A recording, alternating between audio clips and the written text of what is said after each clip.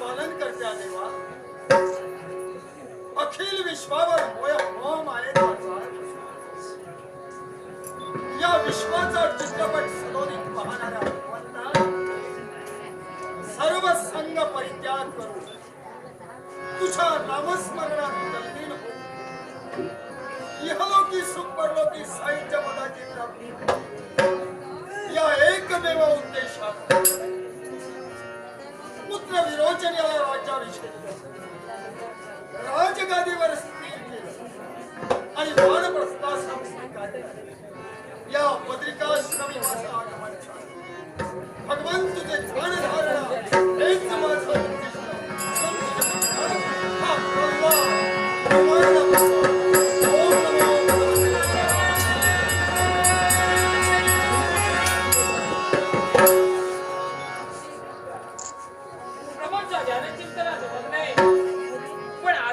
जाणीव देणं ही काळाची गरज आहे.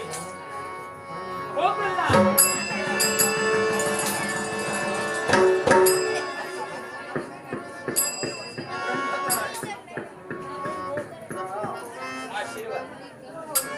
आश्चर्य वाटू लागलं.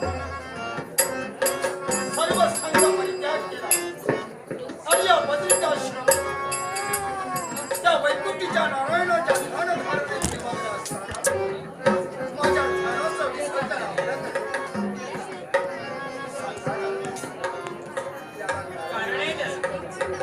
हरीच्या देवाला आत्मसात करून देण्यासाठी कळू लागल्या दिनापासून ज्या देवतेची तू भक्ती केली तेव्हा तुझ्या पावलावर पाऊल ठेवू तुझे शब्द सत्यात उतरविण्यासाठी बाप सवाई बेटा हो केवळ या शब्दाचा अर्थ या विश्वाला पटवून देण्यासाठी तुझ्या पुत्राला सायास केले. पण त्या देवतेची भक्ती केली त्या देवतांनी आज तुझ्या पुत्राच्या बाबतीत कपट केले.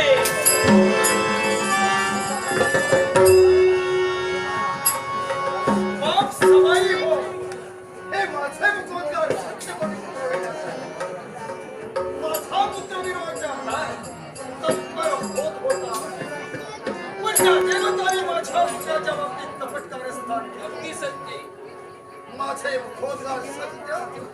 माझा पुत्र कोणत्या तऱ्हेनं करा एकाच तरी ज्या वैकुंठीच्या नारायणाचं खडतरस व्रत आहे ते व्रत म्हणजे हरिदिनी व्रत.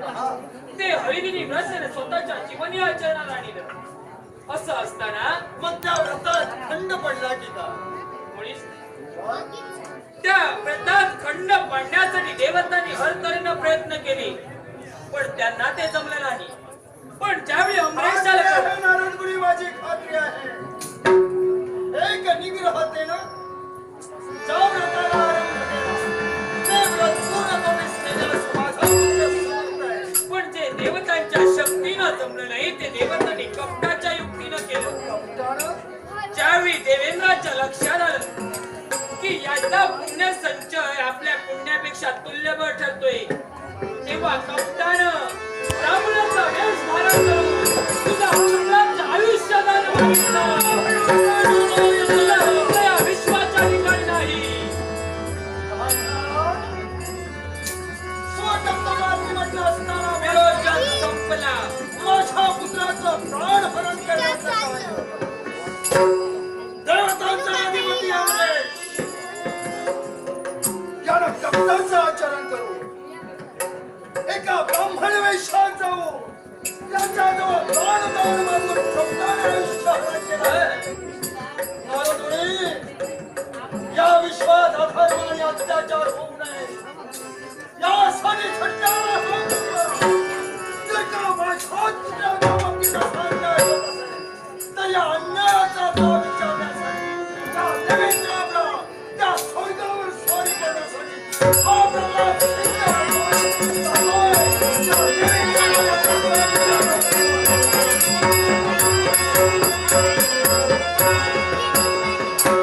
शिरसा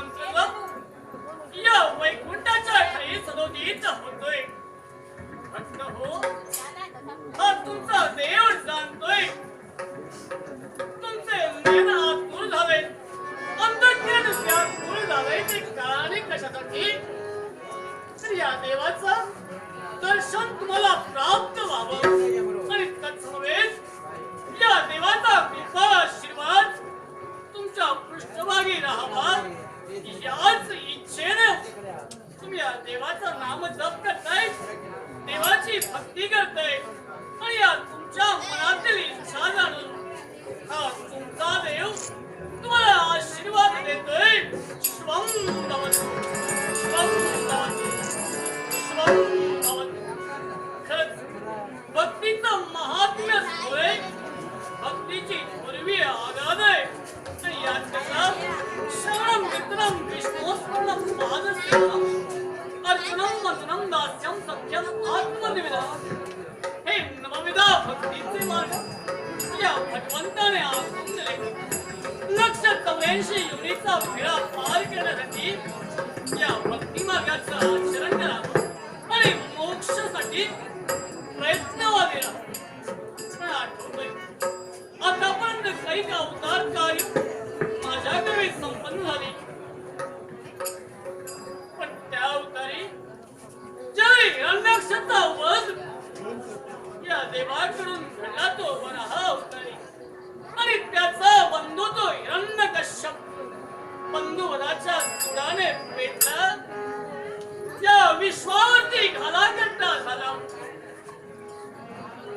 आणि प्रल्हाद तो त्याच्या कुशकुलात जन्मला.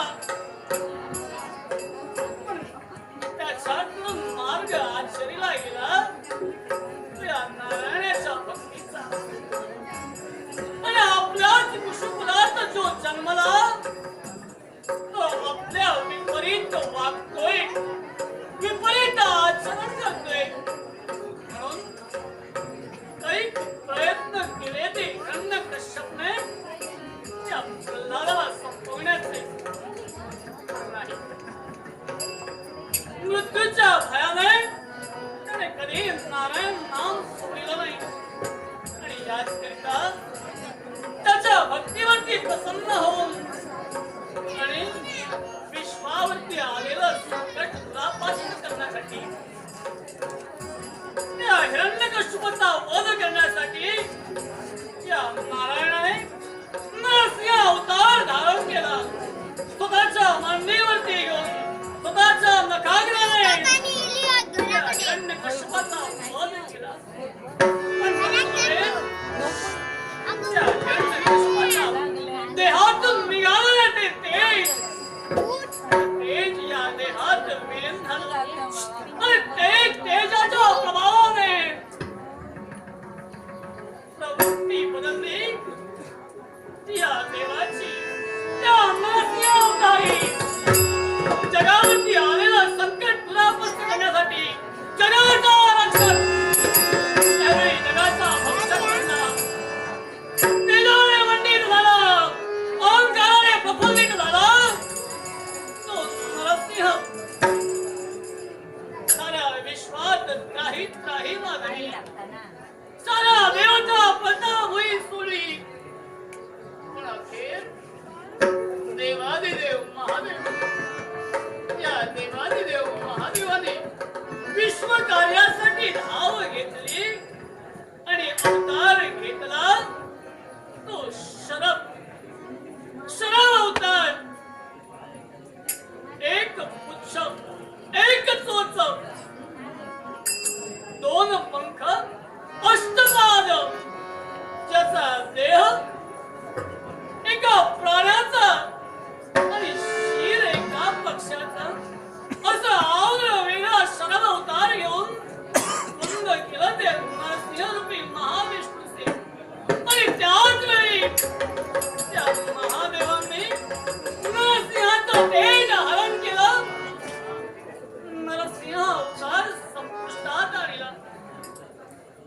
पूर्ण स्थिती नारायण आणून नेली आणि तो प्रमाण तो प्रसंग या विश्वाचा ठाई नरसिंह तेज हरण, नरसिंह तेज हरण म्हणून ओळखला जातो.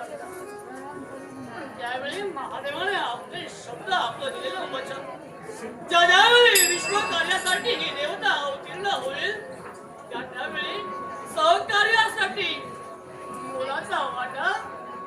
साऱ्या देवता उत्सवतेस तोच शब्द परिपूर्ण केलाय. पण या विश्वाच्या संरक्षणासाठी, या विश्वाच्या पालनासाठी हा सर्वेश्वर या जगाचा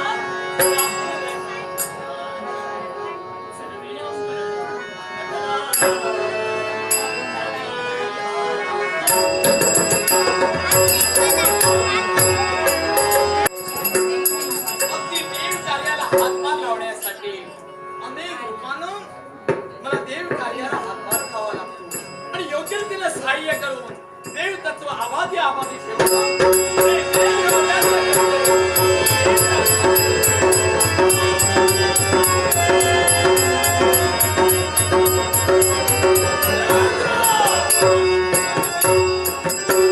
आमच्या गावाने एकेरी शब्दानं हात बोल. अरे वा. श्री महाविष्णूचा भक्त, त्या नारायणाचा भक्त प्रल्हाद, तुझं इथवर येणं झालं. आश्चर्य वाटायची गरजच नाही. हा देवेंद्र सर्व सोला कारणीभूत तू आहे.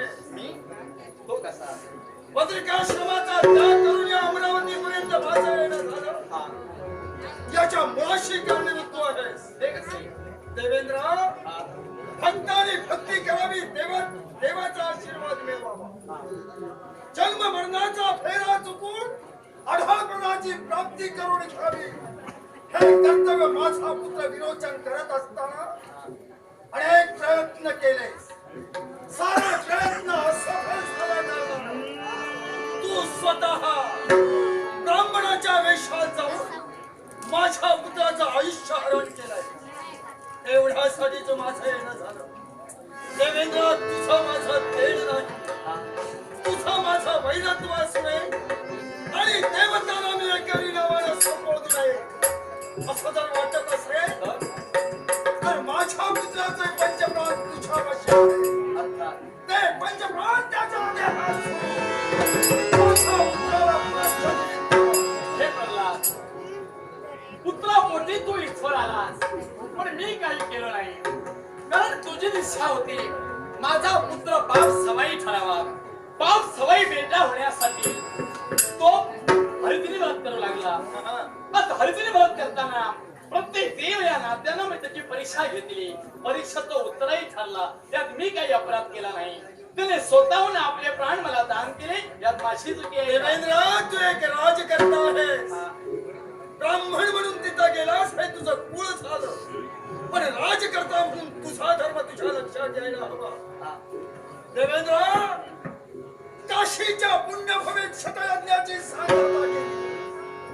त्या पुण्य प्रभावाने या अमरावतीच्या राजसिंहासनावर तू विराजमान. अगदी या अढळ पदाची प्राप्ती करून घ्यावी, जन्म मरणाचा फेरा चुकवून अमरत्व प्राप्त करून घेण्यासाठी तू ते कृत्य केलंस.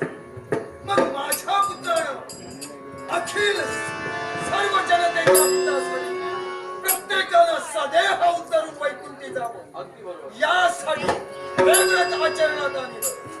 त्याचं काही चुकलं का? मुळीच नाही. कारण आत्मोद्धार कोणी करेल, जगोद्धार करेल तो खरा आहे. आणि जगोद्धार करण्यासाठी त्यानं नियम आणि अटी ठेवले. नियम अटी असल्या कारणामुळे विश्वाचं रहाड गाडगं जागच्या जागी स्थिर झालं. देव या नात्यानं ते पुरस्कार सोयीत करण्यासाठी मला हे नाट्य घडवावं लागलं. हे नाट्य घडवत असताना तुमच्या वर्गातील अडचण, म्हणून माझ्या पुत्राचं आयुष्य हरण तू केलंयस. मुळीच नाही. तू माझ्या पुत्राचा अपराधी आहे, पण त्याबरोबर त्याचा पिता हे प्रल्हाद, कारण मी जे केलंय तुझ्या मताने वाईट असेल, पण माझ्या मताने ते वाईट नव्हे. अरे देव म्हणून परीक्षा घेणं आम्हाला कर्मप्राप्त आहे. मला सांग, अरे हिरण्यकश्यप तुझा पिता, ज्यावेळी तू नारायणाची भक्ती करत होतास त्यावेळी अनेक तऱ्हेने तुला उपद्रव केला. तुला जळत्या चितेवर बसविलं, उंच टेकडीवरून खाली लोट केला, तप्त तेलामध्ये हत्तीच्या पायदळी तुला दिलं. तो तुला शासन करत होता, पण तुझी परीक्षा देव वैकुंठचा नारायण घेत होता. मग ज्या वैकुंठीचा नारायण तुझी परीक्षा घेत होता, मग तुझ्या पुत्राची परीक्षा देवराजाने घेतली. माझं काही तुझं देवेंद्र, फार मोठी चूक आहे. हा? ज्या देवतेची भक्ती ज्या भक्तानं केली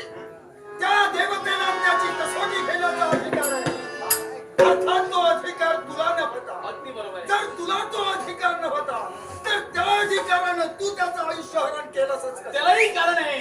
माझा अधिकार नसताना तरी मी गेलो असं म्हणायचं असेल. कारण यमाचे पाच जिथे येऊ लागले. कली देवाचा तिथे काही चालेना. अर्थात देवतांचं नेतृत्व करण्याची जबाबदारी या कच्छप आदिती नंदनाने घेतली आहे. मग विश्वकार्यासाठी मी देवताला हातभार मारिला असं काही चुकलं का? मग विश्वकार्याची जबाबदारी ज्या वैकुंठीच्या नारायणाला दिली, त्या वैकुंठीच्या नारायणाचा भक्त माझा पुत्र, हा. त्या वैकुंठीच्या नारायणाचा भक्त हा प्रल्हाद. मग त्या वैकुंठीच्या नारायणानं आमची परीक्षा घ्यावी. ती परीक्षा घेण्याचा अधिकार तुझा नव्हता. प्रल्हाद, तुझ्या देवानं तुझी परीक्षा घ्यावी असं म्हणतोय, पण तू विसरलास. अरे हिरण्यकश्यपू आणि कयादू तुझी माता. हो. कारण स्वर्गात असणारा आश्रम म्हणजे मधुछंद ब्राह्मणांचा आश्रम. हे ब्राह्मण म्हणजे आमच्यातील आहे. मी सुद्धा ब्रह्मकुलोत्पन्न आहे. मग त्यावेळी तुझी प्रसूती झाली, तुझा जन्म झाला, त्यावेळी ब्रह्मतत्वानं तुला सहाय्य केलं. मग यावेळी तुम्ही मोठे होण्यासाठी, बाप सवाई पुत्र ठरण्यासाठी या ब्राह्मणानं अशी परीक्षा घेतली. काय माझं चुकलं? या ब्राह्मणानं परीक्षा घेतली तरी मी मान्य करतोय. भिक्षा मागणं हा ब्राह्मणाचा धर्म आहे. मी तरी म्हणणार नाही. भिक्षा मागणं हा ब्राह्मणानं केलेलं कृत्य अनुचित नव्हतं. मग एका राजकर्त्यानं दुसऱ्या राजकर्त्याला सहकार्य करायचं सोडून अगदी बरोबर आहे. ते सहकार्य न करता तुमच्या मार्गातील अडचण होऊन माझ्या पुत्राचं कपटानं आयुष्य हरण केलं. हे पहा, कपटान आयुष्य हरण करण्यासाठी मी काही मायावी देणे नटलो नाही. देव त्याच्यात नटलो आणि ब्राह्मण होऊन तिथं गेलो. एका विप्राच्या रूपात मी सहज मागितले, स्व मनानं त्याने ते दान केले. मला याचा स्वार्थ अभिमान तुला असायला हवा होता. कारण तुला जे जमलं नाही ते तुझ्या पुत्रानं करून दाखविलं. या मोठेपणा तुमचाच आहे. देवेंद्र, अभिमान आहे माझ्या पुत्राचा. माझ्या पुत्रानं जे कर्तव्य केलं ते योग्यच होतं आणि त्या कर्तव्याशी एकनिष्ठ तो राहिला. तुम्ही त्याच्याजवळून कप्तानं त्याचे पंचप्राण हरण केले. अर्थात त्याचा जाब विचारलं पिताला त्यानं माझं कर्तव्य आहे. कणकावतीच्या राजसिंहासनावर मी त्याला अधिष्ठित केलंय. मी त्याचा बाप आहे. पुत्राच्या सद्गतीला प्राप्ती करून देण्यासाठी त्याचा पिता उपयोगी ठरतो. अर्थात मी त्याचा पिता आहे. तुम्ही त्याचे पंचप्राण त्याच्या देहात सोडायला हवे. हा माझा हट्ट आहे. हा तुझा श्री हट्ट असेल तर यावेळी देवराज परिपूर्ण करू शकत नाही. तर तो प्रसंगाला सुसंगत आहे एवढं सामर्थ्य माझ्याकडे आहे. एवढ्या लवकर सामर्थ्य तुझ्या अंगी असते आणि माझ्या पुत्राचा पंचप्राण त्याच्या देहात सोडत नाही. नाविलाजाला या प्रल्हादाला आपली विरोध करावी. मग विरोध भक्तीला तू म्हटला असेल तर ती स्वीकारली या देवराजानं. ठीक आहे, स्वीकारलं तुला. तू तर सुद्धा करतात, तू तर दुःख हरता, तूच करता रे आणि करविता माझं काही नाही. देवा तुझं सार माझं काही नाही. देवा तुझं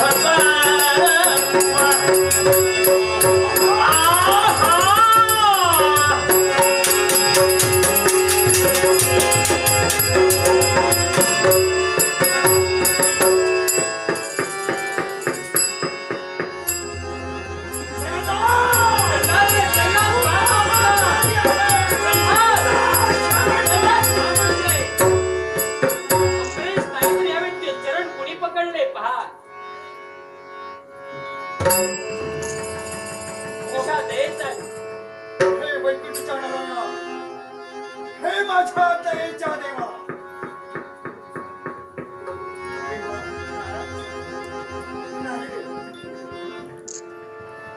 देवा, तुझं स्थान माझ्या चरणाशी नाही, तुझं स्थान माझ्या हृदयाशी आहे. मग देवा सांग या भक्ताला का लाजवितोय? या प्रल्हादाचे चरण धरून या भक्ती तेजाला लाजविण्याचं कार्य काम घेऊन करतोय. हे भक्त राजा, या विश्वाचा सर्वनाश करण्यासाठी तुझी पाऊले वळतय आणि हे तुझं कार्य. या कार्याचा शुभारंभ तू माझ्यापासून करावा, जेणेकरून तुझं कार्य सुलभ होईल. म्हणूनच देव तुझ्या चरणास ये. देवा, विश्वाचा नाश या प्रल्हादामुळे होणार आणि म्हणूनच तू माझे चरण धरलेस. होय, आणि ही सुरुवात प्रत्यक्ष वैकुंठीच्या नारायणापासून यथायोग्य.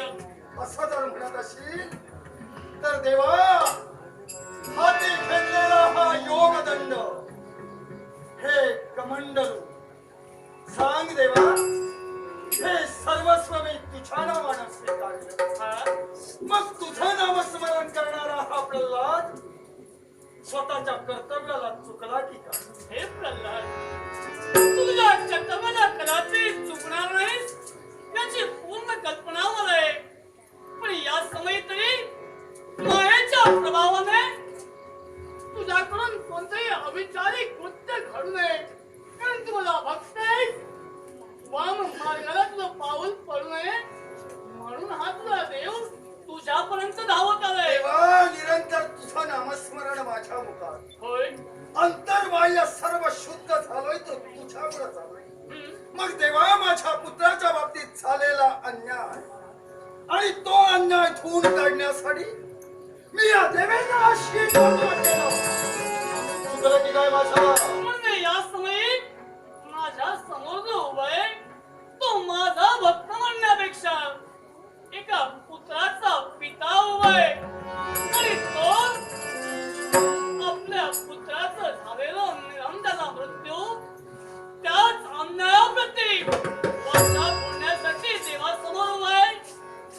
देवा, आश्चर्य वाटतंय तुझ्या बोलण्याचं. विश्वाच्या जळीस्थळी काष्टी पाषाणी करून उरलेला तू देव आहेस. या विश्वात तुझे कैक भक्त आहेत. एखाद्या भक्तावर जर का अन्याय झाला असेल आणि त्यानं तुला हात देईल असेल तरी सुद्धा वायुवेगानं तू तिथं धाव घेतो. होय, मग मी त्याचा पिता आहे. स्वतःच्या पुत्रावर अन्याय झालेला असताना गुन्हा का? हे भक्त राजा, अरे तुझा गुन्हा आहे, तुझ्याकडून अन्याय घडतोय असं मी कदापि म्हणणार नाही. पण सांप्रत जी स्थिती निर्माण झाली आहे यात कुणाचाही दोष नाही. अर्थातच अरे तुझा पुत्र आणि आम्ही कुणी येऊ दे, तू सुज्ञेस, तू सज्ञानी आहेस, तू जाणतोयस. तुला सांगावं देवा, लागेल. माझी एकच विनंती आहे. हा? माझा पुत्र पुनश्च जीवित व्हायला हवाय, हीच माझी इच्छा आहे. पिढ्या, आणि ती इच्छा तूच पूर्ण करू शकतोय. तुझा पुत्र जिवंत व्हावा अशी तुझी इच्छा आहे आणि ती इच्छा पूर्ण करायला हा देव सिद्ध होईल केवळ तुझ्यासाठी. पण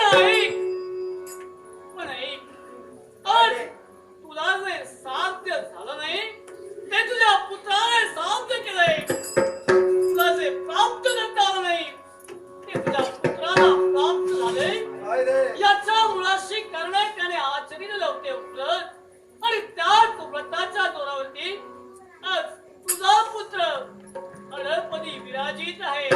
तुझ्यापेक्षा बाप सवाई बेटा, तुझ्यापेक्षा एका पौराने तो श्रेष्ठ आहे. हे तुला नकोय का? देवा, माझा पुत्र अडळपदी विराजमान झाला हे तुझ्या मुखातील मुखोद्गार आहे. हा? देवा, कर्ण तृप्त झाले, मन शांत झालं, पण पित्याचं हृदय कंपायमान होतंय. यासाठी देवा, माझ्या चक्षुरीत मला त्याला पाहायचं आहे. त्याच वेळी माझी खात्री हे पटेल. भक्त राजा, ज्या ठिकाणी तुझा देव सांगतोय ते ज्यावरती तुझा पुत्र व्रतस्थ होता त्यावरती हरिदिनी व्रत करता करता तुझा मृत्यू आलाय. अरे भक्ती म्हणजे भगवंताशी एकरूप होणं होय. अर्थात मृत्यू समवी हा भगवंत त्याच्या सान्निध्यात होता. अरे भगवंता भगवंताच्या सानिध्यात मृत्यू प्राप्त होणं हे सहज साध्य नव्हे. आणि याची परिस्थिती तुला जर घ्यायची असेल तर या देवाचा वरद हस्त तुझ्या मस्तकी ठेवतात. पहारे तुला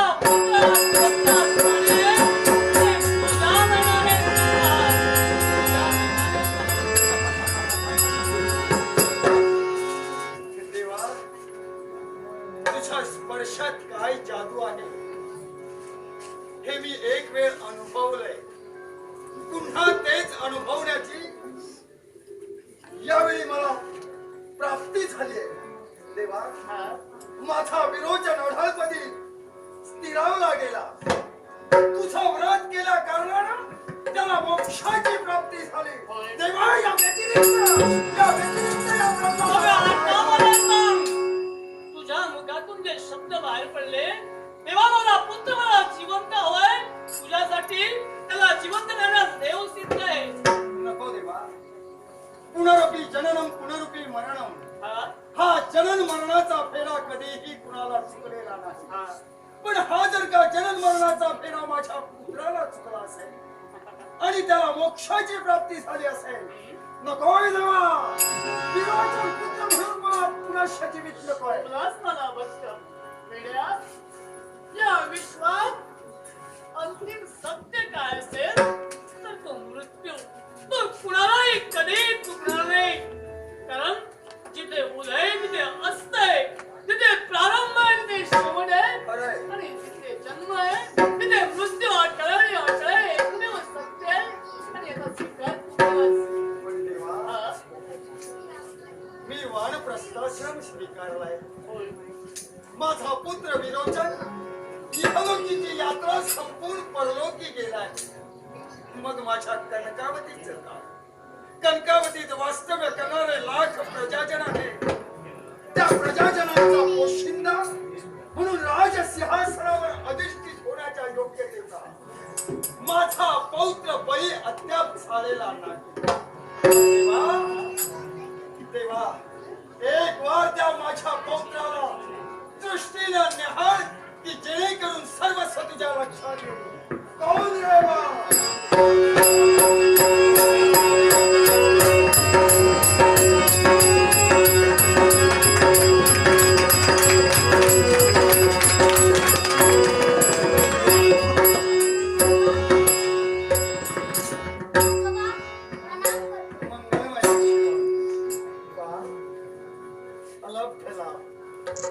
वानप्रस्थाश्रम स्वीकारलेला हा तुझा आजोबा आज तुझ्या भेटीसाठी या स्वर्गात आहे आणि इथं तुझं आगमन झालंय.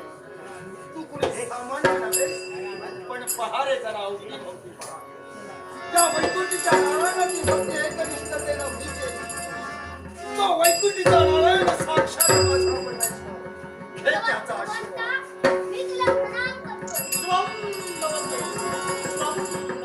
एवढंच कशाला? देवतांचा अधिपती अमरेश, स्वर्गीय साम्राज्याची धुरा समर्थपणे सांभाळून न्यायनिष्ठ असणारी देवता. ती देवता हे मेलेश्वर कोणाला स्वर्ग नाही, पण तू जिवंतपणे स्वर्गात आलाय म्हणून तुला मंगलमय आशीर्वाद देतो. एवढंच कशाला बा? त्रिकालाचा ज्याला ज्ञान या विश्वाचा उद्धार करण्यासाठी देवतांना शब्द देऊन देवतांना सहकार्य करणार ते पहा त्रैलोक्यवंत पुरुष आहे. भविष्य तुझं अगदी उज्ज्वल होईल याची मात्र शंका नाही. नाट्य शिकव. एकच प्रार्थना आहे, अद्याप लहान आहे. अर्थात याला मार्गदर्शन आणि याचं रक्षण कोण करणार? अरे तुला पाठीराजा, या विराटबाई पाठीराजा बघा. तो याच्यासाठी सदैव पाठीराजाच राहील. हा, बोलूया. आणि हे तुझी